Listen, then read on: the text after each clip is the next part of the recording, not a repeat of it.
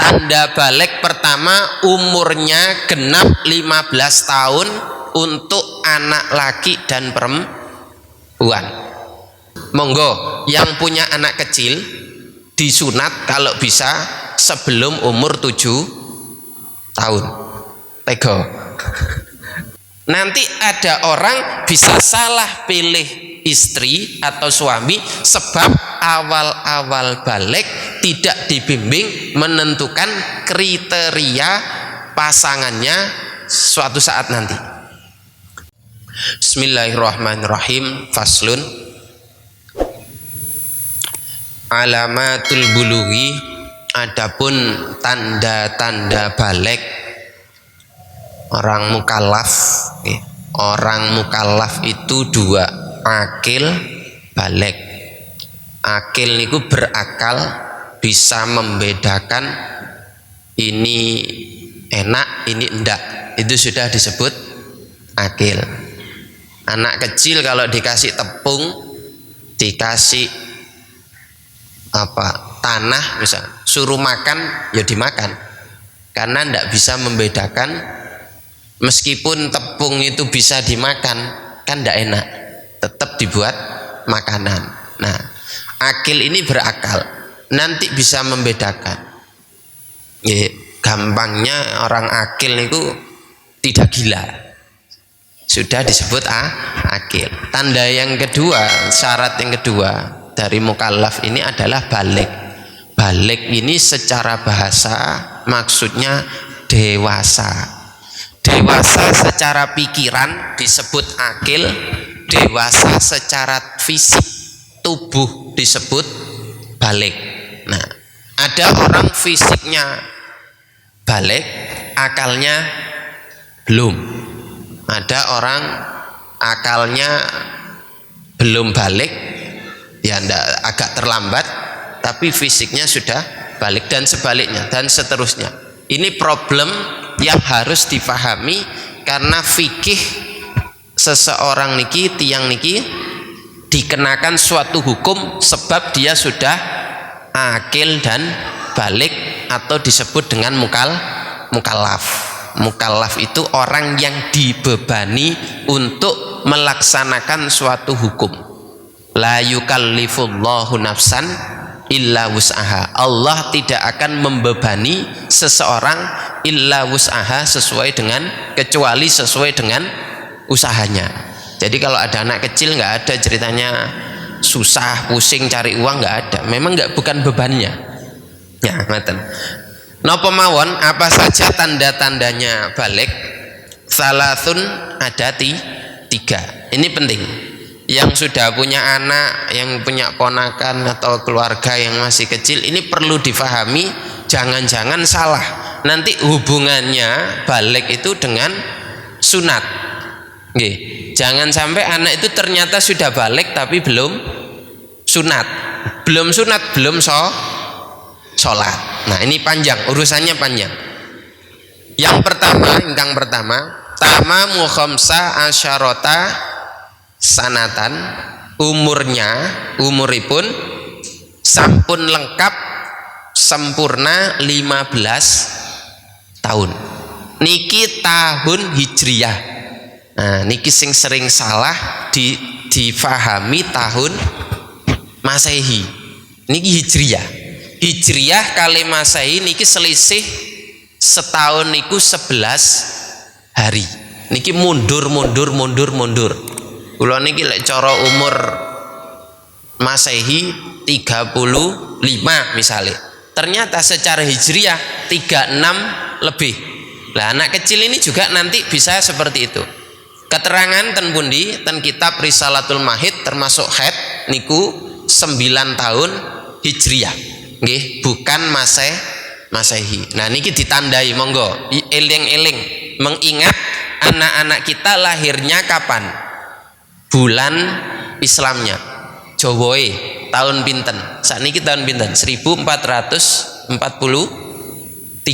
Nah, berarti nanti umur 15 tahun niki tahun 1458. Niku geser nggak sama dengan tahun Masehi, lebih sedikit tahun Hijriah. Nah, fidzakari di dalam anak laki-laki, seseorang laki-laki, wal unta dan perempuan. Tanda balik pertama umurnya genap 15 tahun untuk anak laki dan perempuan. 15 tahun belum haid berarti dihukumi balik. 15 tahun belum pernah mimpi dihukumi balik. Niki coro garansi paling lambat 15 tahun. Aturan balik paling lambat 15 tahun. Wal ihtilami dan mimpi fidzakari bagi anak laki-laki, wal unsa dan perempuan, litis isinina ketika berumur 9 tahun Hijriah. Nah, berarti kemungkinan mana yang tercapai lebih dahulu. Kalau terusakan seketik. Wal haidu dan haid fil unsa bagi anak perempuan litis isinina umur 9 tahun. Nah niki sak gandeng. Lek maos kitab niki diwalik penak. Haid paling muda, paling kecil niki litis isinina 9 tahun niki kurang lebih. Nggih, kurang lebih. Soale sebab ada yang haid umur 8 tahun atau 7 tahun atau 9 tahun pas atau 10 tahun pas. Jadi kalau muncul tanda salah satu dari 3 niki berarti otomatis sudah haid. Muncul salah satu, muncul 2, mana yang lebih dahulu niki otomatis haid. Disebut balik. 9 tahun, 8 tahun, 7 tahun, terserah umur berapapun otomatis balik. Nah sudah siap belum anak-anak ini balik? Selama ini kebanyakan belum siap. Fisiknya sudah terlanjur dewasa, ternyata belum paham tentang kewajiban agama. Nanti ada mimpi berhubungan suami istri, mimpi keluar mani untuk anak-anak umurnya 9 tahun. Ada anak laki-laki mimpi basah umur 9 tahun otomatis balik. Umur 7 tahun otomatis balik. Umur 10 nggih otomatis balik. Perempuan nggih ngaten, pernah mimpi keluar mani akhirnya dia disebut balik meskipun belum haid. Nah niki lek jaler ngaten nggih tasik penak tengerani gampang. Tapi anak-anak ini ada problem nanti ketika dia mimpi basah kinten-kinten kira-kira ngaku napa mboten? Mboten. Anak-anak kita kalau pernah mimpi basah kira-kira ngaku napa mboten? Ndak ngaku. Terus kalau ditanya ya ndak bakalan jawab. Sampean mimpi basah tali? Oh mboten Pak, mboten. Nah tapi nggak usah ditanya detail, nggak usah. Semua orang pasti ingat dan tidak akan terlupakan kapan pertama kali mimpi berhubungan suami istri sampai keluar mani. Nggak ada orang lupa, ini pasti ingat. Opo iko. Nah yang perlu disiapkan anak-anak ini ketika sebelum umur yang disebutkan 9 tahun, 8 tahun perlu diperhatikan bahwasanya mereka perlu diberi pemahaman bahwasanya hal-hal seperti itu merupakan tanda seseorang sudah wajib melakukan hukum agama. Niki sing sering kelewat, sing sering telat. Disian baleke daripada faham agama. Berarti memang umur sebelum 9 tahun niki kedah paham. Jangan sampai telat. Ada anak SMP itu umur 13 baru sunat. Nggih lek baleke umur 13-15. Kalau ternyata sebelum itu ini nanti orang tuanya dosa, monggo yang punya anak kecil disunat kalau bisa sebelum umur 7 tahun. Tego.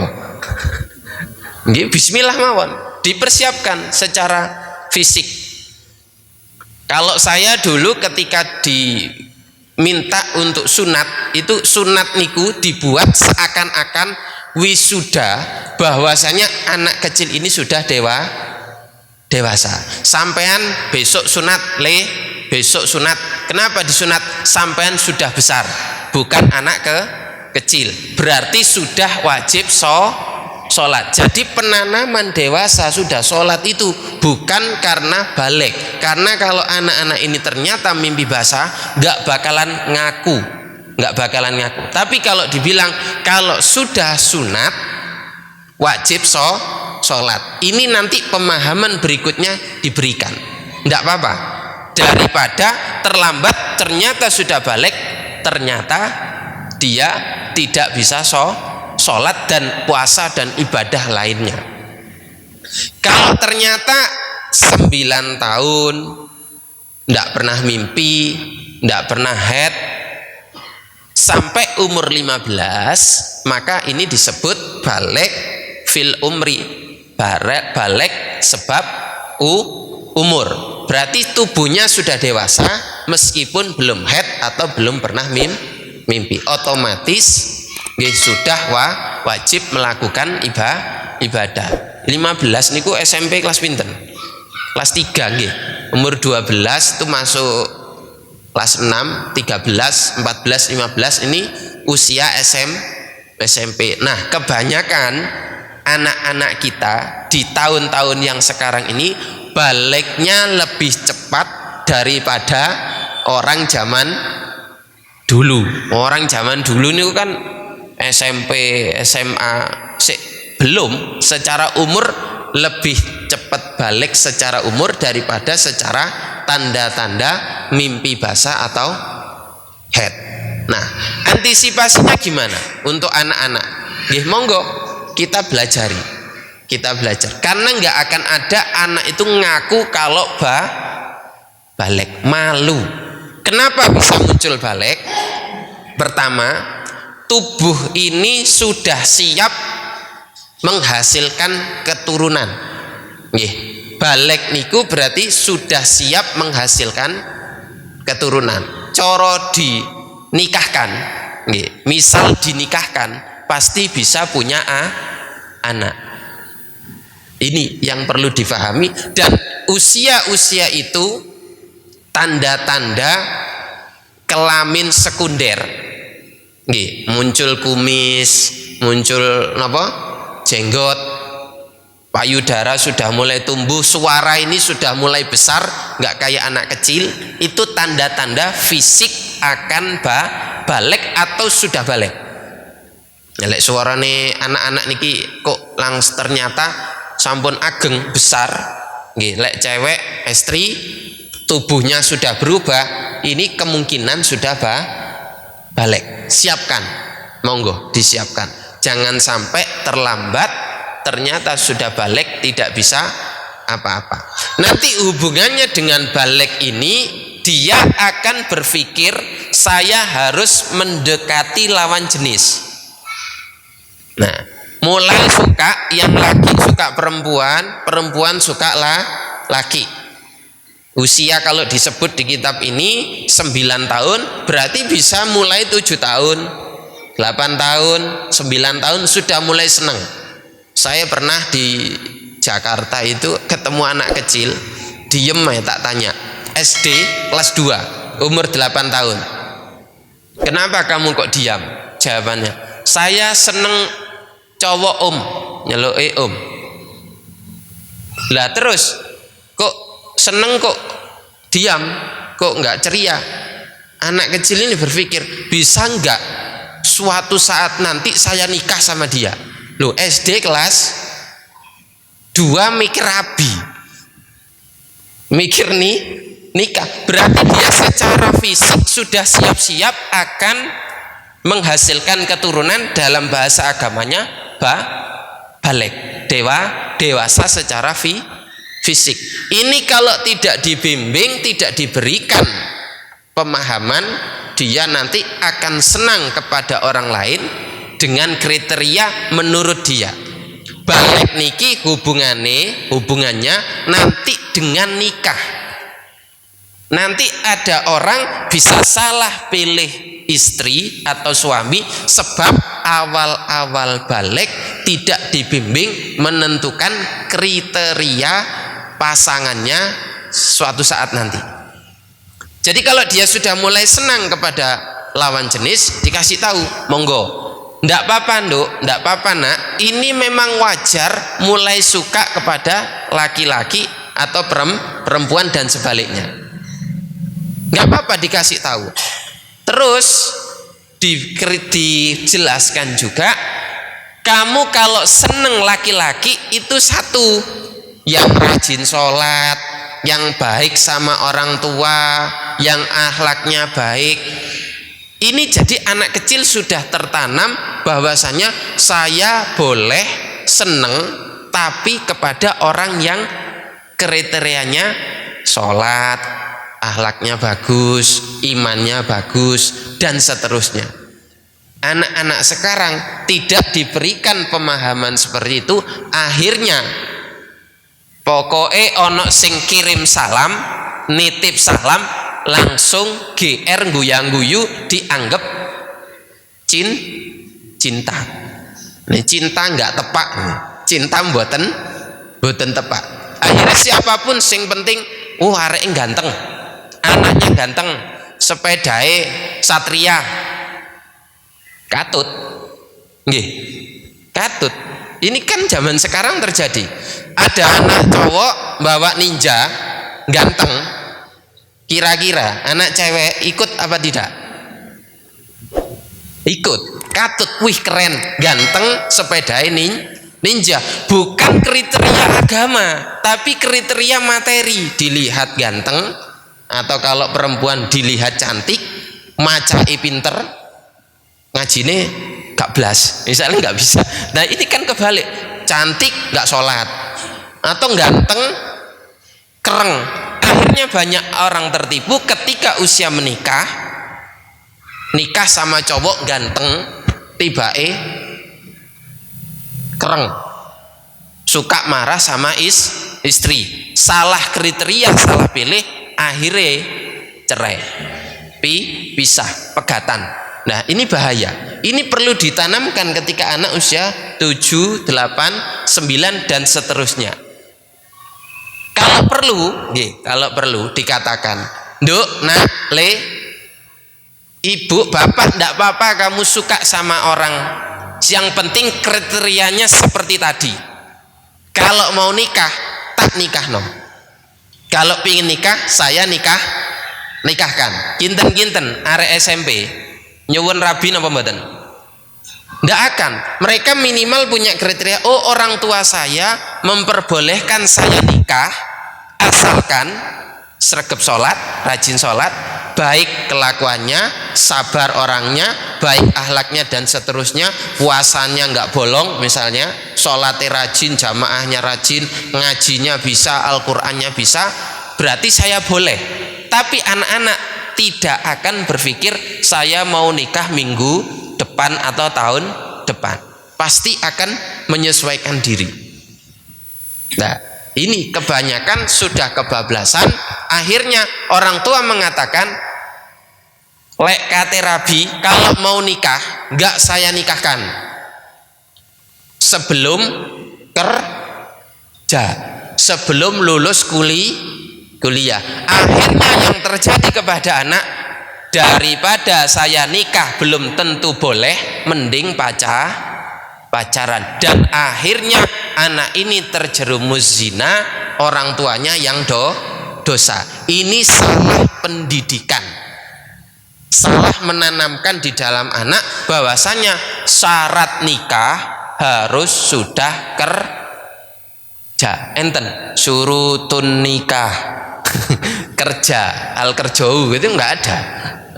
Syarat-syarat nikah ya sudah siap nikah, rukun-rukunnya lengkap, ada lakinya, perempuan, ada walinya, ya termasuk milih mantu itu juga harus hati-hati, terutama ingin menikahkan anak-anak kita dengan perempuan anak pertama, atau laki-laki anak pertama. Harus hati-hati karena banyak kasus ternyata anak itu bukan anaknya sendiri atau anak di luar nikah.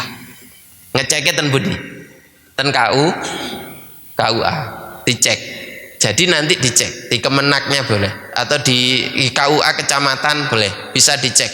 Jadi pendaftaran orang tuanya nikah, misalnya 1 Juli 2022, kok anak ini lahir Desember 2022, pinten bulan?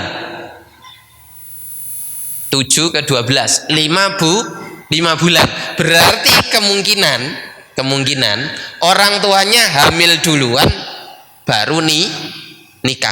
Anak ini nanti tidak akan bisa diwalikan oleh bapaknya, tapi nanti pakai wali hakim dari KUA. Wis kecolongan, kok tiba duduk anaknya. Nah ini harus hati-hati. Sebagai orang tua, rentetan balik ini panjang. Zina bisa masuk, pacaran otomatis masuk, dan yang paling panjang nanti urusan pernikahan, karena anak-anak ini sering salah pilih kriteria pasangan. Lek tiang singen kan siap nikah kapanpun, siap umur berapapun siap, karena secara mentalnya sudah siap. Nggak ada dulu syarat nikah lulus SR, nggak ada, lulus sarjana muda, nggak ada. Wis pokoknya siap, tanggung jawab, silahkan nikah. Nah niki urusannya dengan balik akan panjang. Saya ulang kembali, kalau ulangi malih, tanda balik niku 3. Umur 15 tahun laki-laki dan perempuan, kalau anak ini belum pernah mimpi dan belum pernah head. Umur 9 tahun biasanya anak-anak sudah mulai mimpi keluar mani, yang menyebabkan keluar mani. Dan yang terakhir head di usia 9 tahun. Nanti yang keluar dari kemaluan laki-laki ini ada 3. Ada mani, ada madhi, ada wadhi. Ini perlu dipahami. Yang wajib mandi besar itu mani. Mani itu keluarnya enak, mimpi atau sadar. Nah, sebab mimpi atau sadar. Madhi itu cairan yang keluar sebelum keluar mani. Ini fikih, fikih ini kedah dibahas. Mani hukumnya suci, tapi wajib mandi besar, keluar mani. Madhi hukumnya najis, tapi tidak wajib mandi besar, kecuali setelah keluar madhi ikut keluar mani.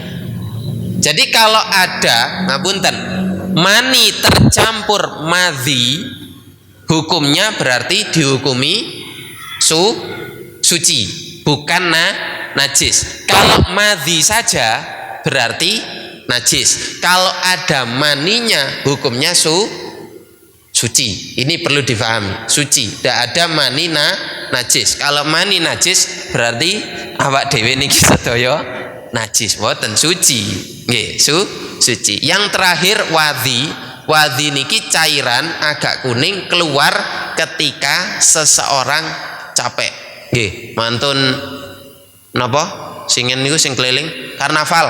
Setelah karnaval keliling sak kecamatan, malam tidur kok dilihat basah tapi nggak ada tanda-tanda mani, berarti wadhi. Ini perlu difahami. Anak-anak itu kadang belum bisa membedakan. Tidak apa-apa dijelaskan dari kecil, nggih, monggo sejak kecil dijelaskan bahwasanya ini yang akan terjadi saat tubuh kita sudah dewasa. Nggih, ngaten. Monggo wonten pertanyaan saking niki balik. Silakan. Nggih, ngaten nggih. Mugi-mugi barokah manfaat saged istiqomah diparingi husnul khotimah. Al-Fatihah. A'udzubillahi minasyaitonirrajim. Bismillahirrahmanirrahim. Alhamdulillahirabbil alamin arrahmanirrahim maliki yaumiddin. Iyyaka na'budu wa iyyaka nasta'in. Shiratal mustaqim shiratal ladzina an'amta 'alaihim ghairil maghdubi 'alaihim waladdallin. Amin.